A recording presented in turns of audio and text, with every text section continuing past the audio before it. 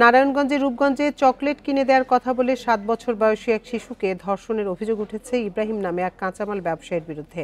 বৃহস্পতিবার দুপুরে উপজেলার তারাবো পৌরসভার রূপসীর বাগবাড়ি এলাকায় এ ঘটনা ঘটে। স্থানীয়রা জানায়, দুপুরে চকলেটের লোভ দেখিয়ে দোকানের ভেতরে নিয়ে শিশুটিকে ধর্ষণ করে কাঁচামাল ব্যবসায়ী ইব্রাহিম।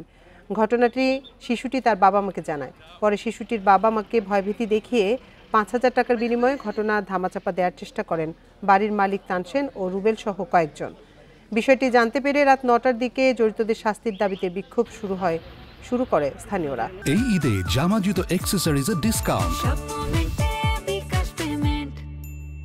পরে পুলিশ ও উপজেলা প্রশাসনের কর্মকর্তারা গিয়ে শিশুটিকে উদ্ধার করে ঢাকা মেডিকেল কলেজ হাসপাতালে পাঠায়।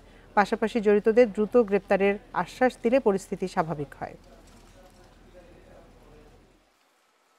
তো ভিকটিমকে উদ্ধার করেছি এটি জানার পরে, এবং সেটি টেস্টের জন্য এবং চিকিৎসার জন্য আমরা ঢাকা মেডিকেলে তাকে প্রেরণ করেছি। আইনের তো একটা প্রসিডিউর আছে, সেই প্রসিডিউর মেনটেন করে সর্বোচ্চ শাস্তি আমরা নিশ্চিত করব। আমরা ঘটনাটা তদন্ত করছি। কিছু কিছু বিষয় আছে, জানেন, ফৌজদারি অপরাধের কিছু বিষয় কখনোই মীমাংসাযোগ্য নয়, তার মধ্যে এই ধর্ষণ বা ধর্ষণ চেষ্টার ঘটনা অন্যতম।